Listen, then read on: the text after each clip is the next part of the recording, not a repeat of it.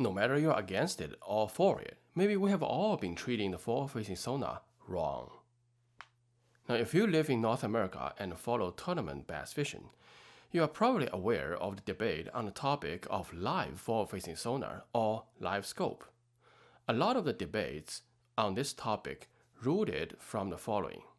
The folks who are against the forward-facing sonar, or the FFS haters, think it takes the uncertainty, aka the essence of fishing, away, and also could potentially hurt the fishery. The folks supporting it think this is just a part of the ever-evolving technology in our everyday life, and people against it are anti-technology. So folks who are for forward-facing sonar turn themselves into FFS haters. So is FFS technology good or bad for fishing? Today I want to share a view unheard of, not a simple good or bad answer, and at the end of the day, I hope this video can provide some common ground for both sides. So to elucidate the topic, we need to move up from live scope first. Now let's take a look at a completely irrelevant technology, nuclear power. Nuclear power is deadly when used as a weapon, but at the same time, it is capable of powering up an entire city with a small footprint. So do you think nuclear power as a technology are good or bad? Now I'd say it depends. I know what you are thinking now, but before you dismiss this as a non-answer, let me explain. Now if you look at the history of human innovation and the impact of technology for our daily life, whether a technology is beneficial or not is not only dependent on what the technology is, but most importantly dependent on how the technology is being used. Nuclear power is bad when used as a weapon, but good when harnessed safely to provide a super energy source. In fact, I don't think you can simply label a technology with good, bad, or ugly without looking at how it is being used. Now, most of the technology is neutral until it is put into certain use or associated with certain purposes. Same thing with forward-facing sonar. If we leave out the application but only look at the technological advancement, comparing with the traditional sonar, it is a huge step forward in that it now provides live signal with such a high resolution that you can see fish swimming with your lure far away from the boat. In fact, it is so powerful that from time to time, you can still see the Aquatic Senator sitting on his underwater chair with his scarf wrapped like a python waiting for a Krabby Patty. Now, FFS is a huge advancement of sonar technology. This is just an undeniable fact. Now, there are only two types of stuffs that people will forever remember. The first and the best. Garmin, to their credit, has done a tremendous job getting us here. Now let's look at how FFS is being used.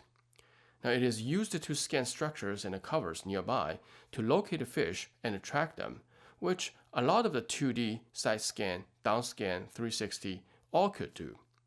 And the most unique application in recent years, which sets the FFS apart from all the other sonar technologies before, was the ability to track fish, pinpoint their distance from a boat, their depths. Now this is a revolutionary function compared to all existing sonar technologies before. The 2D side scan down scan does not let you control the beam direction like FFS. Now you have to move or turn the boat in order to scan a different area. 360 does allow forward scan, but does not tell you the depth of fish or structure, plus none of them are live signals.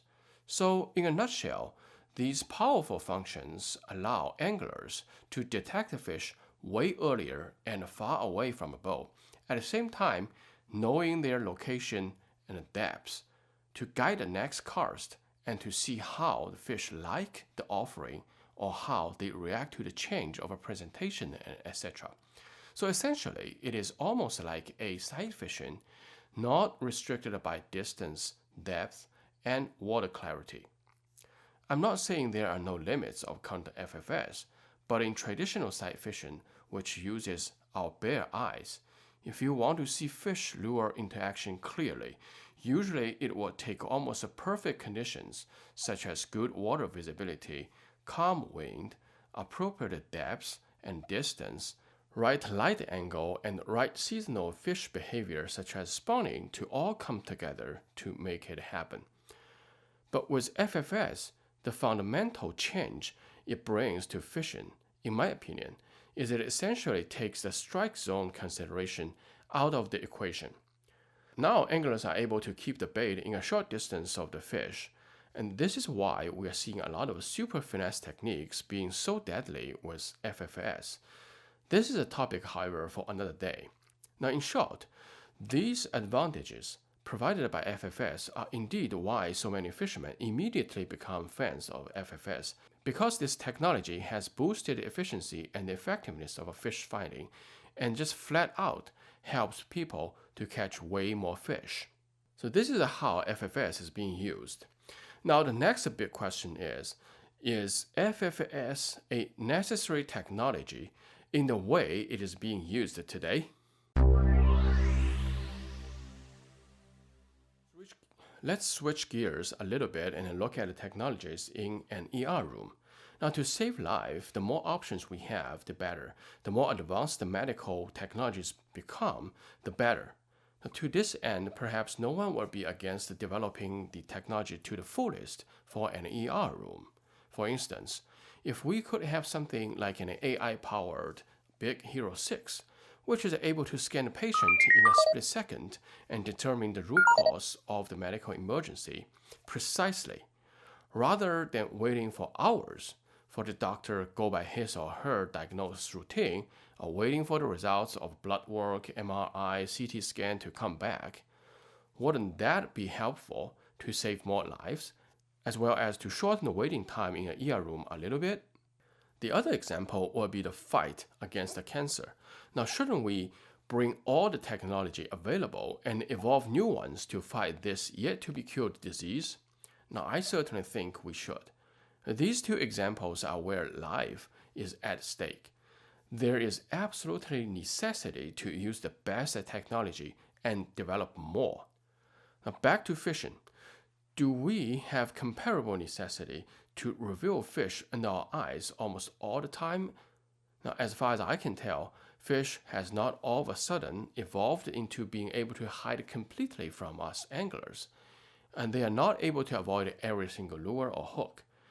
The FFS was not introduced because all of a sudden no one in the world could catch a fish using traditional fishing sonar and techniques.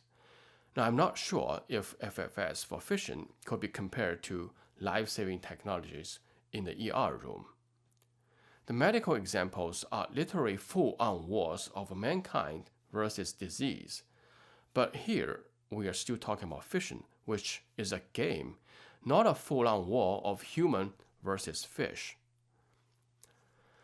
The only necessity of FFS, I think, is for tournament organizations to be able to show bigger bags and for recreational anglers who do not have unlimited time on water to have a better chance of catching a true fish of lifetime. Now, I'm totally fine with recreational use of FFS, but for tournaments, especially the top pro-level tournaments, I really don't think they should be using FFS. We can all agree Bassmaster Elite and MLF BPT anglers are the best anglers on planet Earth. Like a lot of folks have been saying, the pro anglers who are doing fine with FFS will most likely still do well without them. Now, I agree, they are some of the greatest fishermen with the most talented instincts. But on the flip side, if this is the case, why do the best group of anglers on planet Earth need to achieve their success by gluing their eyes on the FFS screen to know where to cast, how to make adjustments, and even when to set the hook? Now, what are they competing to prove, and what are they competing for? What makes them better than us weekend anglers? Now, folks can have very different answers and opinions to those questions, but the one thing I'm pretty sure is I can go out tomorrow and buy the most sophisticated CNC router and make almost any furniture that dwarfs the effort of a master woodworker. However, that does not make me a master woodworker overnight. Now, I don't plan to go deep into this rabbit hole today, so let me stop right here. But to this end, I just want to say most of the folks who do not support FFS being used in top pro level tournaments are not simply being against FFS as a technology or being anti-technology in general. They just simply don't like how this FFS technology is being used in the tournament. So those are different two things. Now, a lot of people say that top pro level tournaments will never ban FFS because the sonar companies are big sponsors. And I totally get that. But back to what we just talked about regarding how a technology is being used. Is looking at fish bait interaction the only and most useful thing the live forward-facing sonar technology can do for us? Now, I've been thinking about it for a while, thinking on almost every single fishing trip, until a recent trip to Lake Champlain when this happened. So I was trying to take the shortcut behind Burton Island to get into the St. Albans Bay on the Vermont side. Now, I've been going this path many times in the past. Now, the shallowest part of that bar, which was linking the two islands, was marked 7 to 8 feet on the map, and it was a pretty steep drop-off, the bar linking the islands. Now, what I did not realize was how much the lake had been down. For some reasons, out of caution, I took the boat out of a plane, and as soon as I did that, the boat bottomed out. Now, it just happened that I took the boat out of the plane right where that steep drop was coming up. I was sitting in less than 2 feet of water, and I looked forward. I mean, man, it was probably less than 1 foot deep and full of rocks on the bottom. I was so lucky that I bottomed out in the sandy part of the bar. Had I kept going at a speed for another 0.3 seconds, I would be losing the lower unit or worse.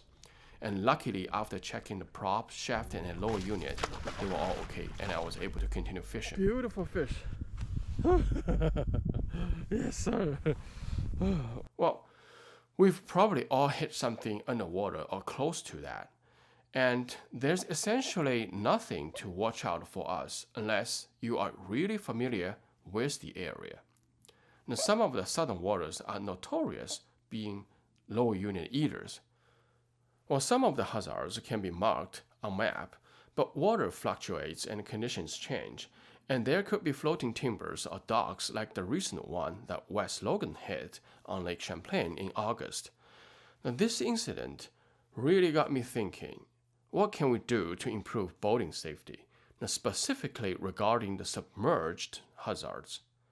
Hey, wait, how about FFS? It's directed forward. It can reach as far as 150 meters or 450 feet.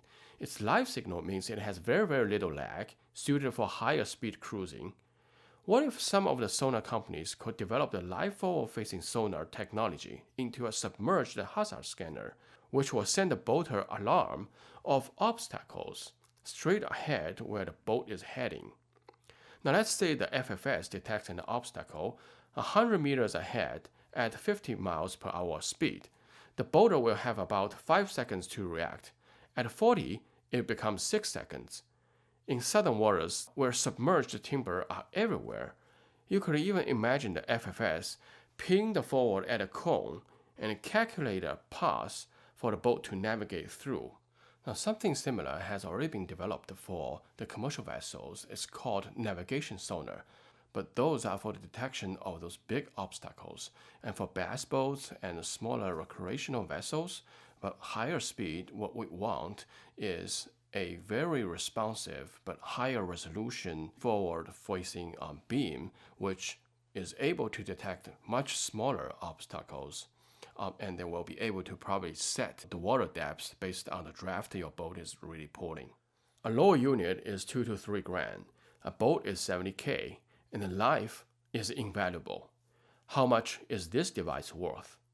Now, you can only sell fish tracking FFS to people who are not against it, but boating safety is a necessity for all boaters, no matter if they support FFS or not, except for one angler, whose name is Keith Poche.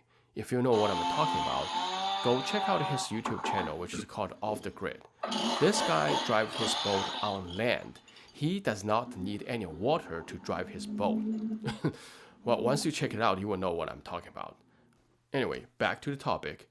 So stop making the fish tracking FFS does not mean Garmin or Humminbird or Lowrance will go out of business. I'm sure there are a bunch of technical challenges to overcome before they can make it happen, like where and how to mount the transducer. Also, they probably need to reduce the cone angle or beam width and deal with the much higher vessel speed and the responsive time. Well, to me, after all, what they need here is not a completely reinvented technology, but a repurposed FFS technology. Again, it's about how the technology is being used. But once realized, this is going to be an unprecedented product, and there is market. Now, be first, be best. Let this be a challenge for the engineers at Garmin, Humminbird, and Lowrance. So this is what I think could be a win-win situation of FFS going forward. Now, I hope this video could provide some common ground for FFS haters and FFS supporters, or at least no need to be so divided as a fisherman. Also, I hope to provide a starting point to think about the future of this sport. What do you think? Do you have other things in mind that FFS could do to benefit the fishing community? Now, leave a comment below. With that, tight lines until next time.